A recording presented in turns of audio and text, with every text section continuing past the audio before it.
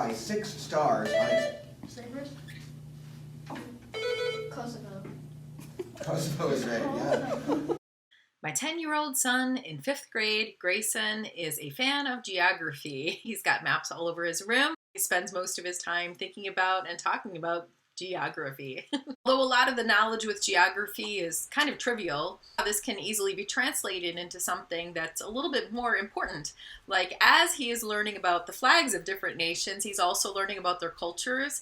He's becoming more interested in politics. He's becoming more adventurous. He's very curious about seeing these places someday, and he's thinking about learning languages. So of course, I wanted him to have the opportunity to learn more about geography. And as such, we were looking around for different educational opportunities. At his school, there actually isn't a lot of learning about geography. Now, my 8th grader actually did have some geography. He learned the different countries of the world and the different continents that they are in. But as far as I can tell, that is the extent, at least in grade school, of the opportunities that they will have, at least in this school district. When Grayson joined Science Olympiad this year, I encouraged him to take part in a program called Road Scholar, which looked like it was geography related, and it is somewhat, but it's more about reading maps and how to read symbols on maps and things like that, which is also quite interesting, and he likes it, but it's not quite the educational opportunity that we were looking for. So I reached back in my memory, and I remember from years ago when I was enthralled with watching the Scripps National Spelling Bee on ESPN. And one year there was a kid who was a finalist in the Spelling Bee, and the announcers also mentioned that this child was also a finalist in the National Geography Bee. I'd never heard of a National Geography Bee before. So fast forward years later, I had my little geography enthusiast here in the house, and I decided I would look into whether they did a National Geography Bee still. I didn't really know. So just a couple of weeks ago, I was scrolling through the internet and I found a qualifying quiz that Grayson could take. It was free of charge. I think it was 100 questions. It might have been 50 questions. I can't remember. So I literally called him downstairs and I said, "Hey, here's my phone, take this quiz."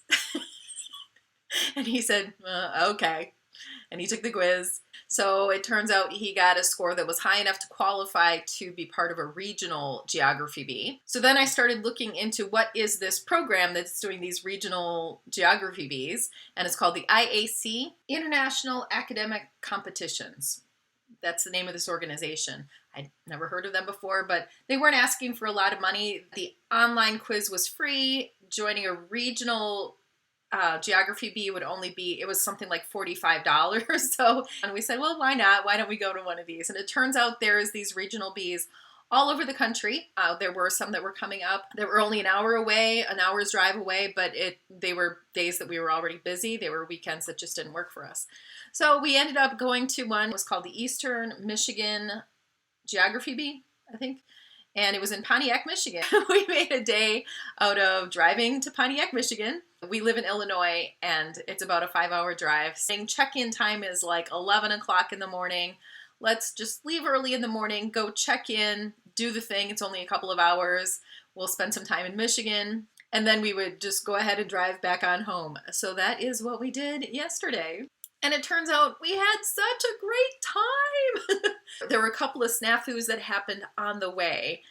As I was leaving the house, there was a winter storm warning for our county and then counties that were north of us, and they got hit pretty hard. At 5 in the morning, we were encountering a pretty good snowfall, and because it was still dark out, it was actually pretty hard to drive through it. But as soon as we started driving, maybe 20 minutes south of here, it really opened up. It had warmed up till it was rain rather than snow, and that is what we experienced all day. It was kind of just a rainy day for the rest of the day, but it was certainly drivable conditions. After we got on the road and I was looking at my map program, and I realized I had made a pretty big mistake. It turns out that Pontiac, Michigan is in a different time zone from us, which I did not realize. So although I thought we were going to be plenty early, it turns out we were just on time. We were leaving a gas station. I was like, go, go, go, hit the restroom, get a quick snack, let's go, let's go. We passed by some accidents that slowed us down more, and Grayson was commenting on how nervous I seemed to be. And I said, I'm not nervous about the geography. be. I'm just nervous that I'm going to get you there on time, because otherwise we have wasted an entire Saturday. And if you don't get to actually compete, then that would be a huge waste of time.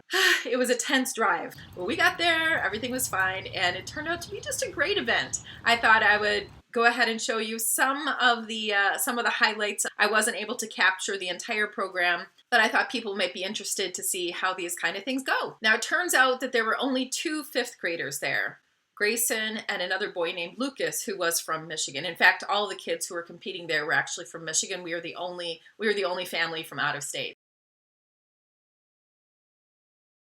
This ethnic group at Juran Sultanate controlled the Shabelle and Juba rivers. The Cushitic ethnic group inhabit cities such as Dire, Dal. This country displays a golden map of itself topped by 6 stars on its... Cyprus? Kosovo. Kosovo is right, yeah. You have a couple of vexillologists in here, it sounds like. Cyprus has like some Greek leaves on the bottom. All right, good flag trivia. Goa, Yes, that's right. Bosnia and Herzegovina. Correct. The eastern shore of the Ionian Sea is one of 2 nations entirely in Europe with a Muslim majority. Albania. That is correct. Great. Serbia. Oh, I was about to buzz. Finland. That is correct. On Lake Michigan's shores. Chicago. I'm sorry, that's incorrect. For the point, name this state home to Northwestern University and the University of Chicago. Illinois. Illinois is right. Yeah, you gotta listen for state. Here's the list of results. You can see that 8th graders were at the top, then 7th, then 6th, and then the 2 fifth graders at the very bottom. As I said, we were the only family from out of state, so Grayson is at the very bottom. You can see that it says IL. Everybody else says MI for Michigan. There were 3 regular rounds. The idea was you were asked questions and you would be able to buzz in. If you buzzed in first, of course, you got to answer the question. If you answered it correctly, you got 1 point. Everyone was limited to answering only 5 questions correctly. So once you got 5 questions correct, you were out of the round so that other people could have a chance, I suppose. But additionally, you will see that some kids actually had more than 5 points. I'm not sure exactly how the bonus points go, but basically, if you answered questions earlier in the round, you would get bonus points. So it wouldn't just be 1 point, it would be 2 or 3, or maybe more than that, I don't really know, depending on how quickly you answer them. So you'll see some kids actually have 15 points. Both Lucas and Grayson had extra points in each round. Lucas did beat Grayson out for each of the rounds, but they both did really well. I'm telling you, these are really good 5th grade scores. I had players at one competition qualify with 2 points to go to the finals. And these scores are both in their 30s. Silver medalist Grayson Wetzel. Good job.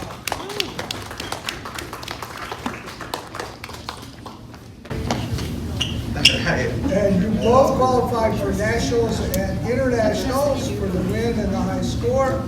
And the gold medalist Lucas Alessandri. Woo-hoo!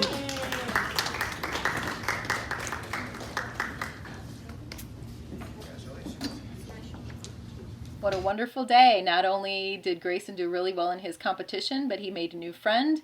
Lucas and his little brother are every bit as much into geography as Grayson is, and they have promised to keep in touch. Based on his qualifying scores, I did know that he had a decent chance of making it to nationals, which will be in Arlington, Virginia in June. I had no idea he would make it to internationals, which will be next summer, next July in Quebec City. So many joys, unexpected joys of the day. And finally, we finished off with a nice rainy look around Pontiac, Michigan, which seems to have a lot of history. I don't know about it, but it seems pretty cool here. And as we drove westward back home, the rain cleared up and we had a wonderful sunset and a beautiful view of the Chicago skyline across Lake Michigan. What a great day.